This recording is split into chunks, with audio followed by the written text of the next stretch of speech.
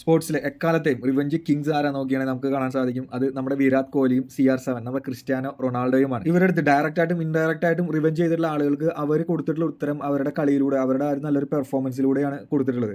ഈ ഒരു വീഡിയോയിൽ നമ്മൾ വിരാട് കോഹ്ലി കൊടുത്തിട്ടുള്ള 3 ആൻസേഴ്സ് ആണ്. അതായത് ഓപ്പോസിറ്റ് ടീം എന്തെങ്കിലും തരത്തിൽ നമ്മുടെ ഇന്ത്യൻ ടീമിനെ ഒപ്പോസ് ചെയ്യുകയോ അല്ലെങ്കിൽ എന്തെങ്കിലും ഒരു ഫ്രസ്ട്രേറ്റഡ് ആക്കുകയോ കളിയാക്കുകയോ ഒക്കെ ചെയ്തിട്ടുണ്ടെങ്കിൽ അതിന് അദ്ദേഹം കൊടുത്തിട്ടുള്ള അദ്ദേഹത്തിന്റെ ആൻസറുകളാണ് ഈ 3 റിവഞ്ചിലൂടെ നമ്മൾ കാണാൻ പോകുന്നത്. ഓക്കെ, തീർച്ചയായിട്ടും വീഡിയോ ഒരു ഇൻട്രസ്റ്റിംഗ് ലെവലുള്ള ഒരു വീഡിയോ തന്നെയായിരിക്കും. നമ്മുടെ ചാനൽ സപ്പോർട്ട് ചെയ്യാൻ ആഗ്രഹിക്കുന്നുണ്ടെങ്കിൽ വീഡിയോ ലൈക്ക് ചെയ്യാനും അതുപോലെ തന്നെ ചാനൽ സബ്സ്ക്രൈബ് ചെയ്യാനും മറക്കണ്ട. ഓക്കെ, ആദ്യത്തെ ഒരു ആൻസർ കൊടുത്തത് കെസ്രിക് വില്യംസ് എന്ന് പറയുന്ന ഒരു വെസ്റ്റ് ഇൻഡീസ് പ്ലെയറിനോടാണ്. 2017 ഇന്ത്യയും വെസ്റ്റ് ഇൻഡീസും തമ്മിലുള്ള ഒരു മത്സരത്തിൽ ഏകദേശം നമ്മുടെ വിരാട് കോഹ്ലി ഒരു 29 റൺസിന് ഔട്ട് ആവുകയാണ്. സോ ആ ഒരു സമയത്ത് ഈ വില്യംസ് കാണിച്ച ഒരു ഇതുണ്ടായിരുന്നു, ഒരു ആക്ഷൻ. അതായത് ഒരു നോട്ട്ബുക്കിൽ നോട്ട് ചെയ്യുക, ചിലർ പറയുന്നത് നോട്ട്ബുക്കിൽ നോട്ട് ചെയ്യുന്നു, ചിലർ പറയുന്നു ചെക്കിൽ സൈൻ ഇട്ടിട്ട് വിരാട് കോഹ്ലി തീർച്ചയായിട്ടും പുറത്ത് പോകണം എന്ന് പറയുന്ന ആ ഒരു കാര്യങ്ങൾ ചെയ്യുന്നു. അതേപോലെ തന്നെ ഇത് ഇയാളുടെ ഒരു ട്രേഡ് മാർക്ക് എന്ന രീതിയിലുള്ള ഒരു സംഭവമാണ്. ഇത് പല കളികളിലും ആൾ വിക്കറ്റ് എടുക്കുമ്പോൾ ചെയ്യുന്ന ഒരു കാര്യമാണ്.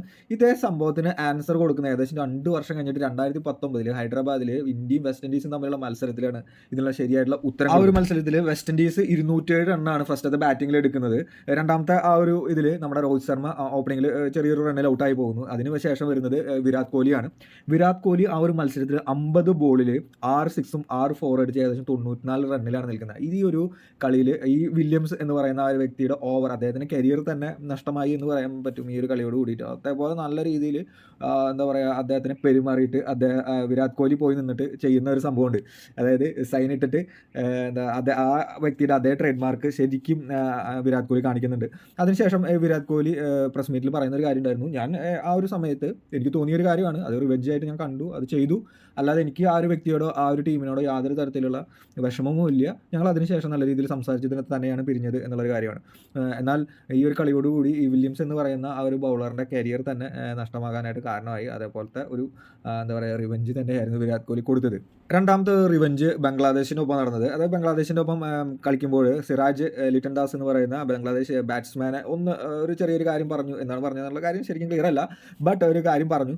അപ്പോൾ ലിറ്റൻ ദാസ് കാണിച്ച ഒരു ആക്ഷൻ ഉണ്ട്, എനിക്ക് കേൾക്കുന്നില്ല, കുറച്ചുകൂടി ഉറക്കതായി കേൾക്കുന്നില്ല എന്ന് പറഞ്ഞിട്ട് സിറാജിനെ കുറച്ചുകൂടി ഫ്രസ്ട്രേറ്റഡ് ആക്കുന്നുണ്ട്. അമ്പയർ അടക്കം കയറിയിട്ട് ഓക്കെ പോ എന്ന് പറഞ്ഞിട്ട് മാറ്റുന്നുണ്ട്. ഇതൊക്കെ നമ്മുടെ കിങ് കോഹ്ലി നോക്കിക്കൊണ്ടിരിക്കുന്നുണ്ടായിരുന്നു. അടുത്ത ബോളിൽ ശരിക്കും ക്ലീൻ ബോൾഡ് ആക്കുകയാണ് നമ്മുടെ സിറാജ് ലിറ്റൻ ദാസിനെ.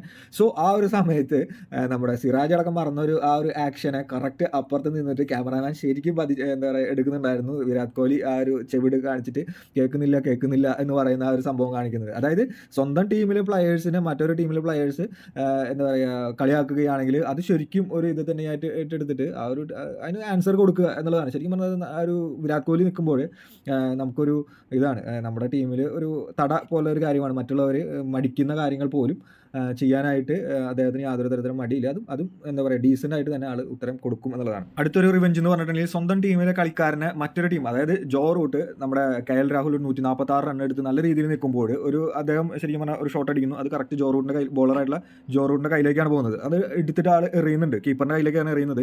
പക്ഷേ കറക്റ്റ് രാഹുലിൻ്റെ മേത്ത്, അതായത് രാഹുലൊന്ന് കുനിഞ്ഞില്ലെങ്കിൽ ശരിക്കും പറഞ്ഞാൽ നെഞ്ചത്ത് കൊള്ളുന്ന ഒരു ബോളായിരുന്നു. ഇത് ശരിക്കും പറഞ്ഞാൽ നമ്മുടെ വിരാട് കോഹ്ലി നോട്ട് ചെയ്തിട്ടുണ്ടായിരുന്നു.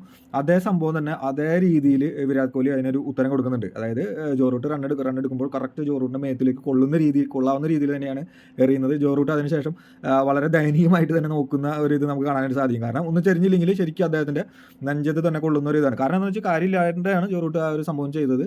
സ്വന്തം ടീമിലെ ഒരു പ്ലെയറിനെ, അതും വിരാട് കോഹ്ലിയുടെ ക്യാപ്റ്റൻസിയിലാണ് നിൽക്കുന്നത്, സ്വന്തം ടീമിലെ ഒരു പ്ലെയറിനെ ഇങ്ങനെ ചെയ്യുമ്പോൾ അതിന് ശരിയായിട്ടുള്ള ഉത്തരം കൊടുക്കുന്ന രീതിയിലുള്ള റിവെഞ്ച് ആ ഒരു കാര്യത്തിൽ ശരിക്കും പറഞ്ഞാൽ വിരാട് കോഹ്ലി എടുത്തിട്ടുണ്ടായിരുന്നു. ഈ ഒരു 3 ഇൻസിഡൻസ് ആണ് എനിക്ക് ഓർമ്മ വന്നത് നമ്മുടെ വിരാട് കോഹ്ലിയുടെ റിവെഞ്ച് ടേക്കൺ എന്ന് പറയുന്ന ഒരു കാര്യത്തിൽ. നിങ്ങൾക്ക് എങ്ങനെ പോലെ ഇതിനാണ് നല്ല ഗൂസ് ബൂംസ് ആയിട്ടുള്ള കാര്യങ്ങൾ ഓർമ്മയുണ്ടാകും. അതുകൊണ്ട് ആ ഒരു കാര്യങ്ങൾ നിങ്ങൾ കമൻറ്റിൽ നോട്ട് ചെയ്യാൻ മറക്കണ്ട. അടുത്തത് നമ്മൾ ആ ഒരു വീഡിയോ ആയിട്ട് ചെയ്യുന്നതായിരിക്കും. ഓക്കെ, നമുക്ക് അടുത്തൊരു വീഡിയോ ആയിട്ട് കാണാം.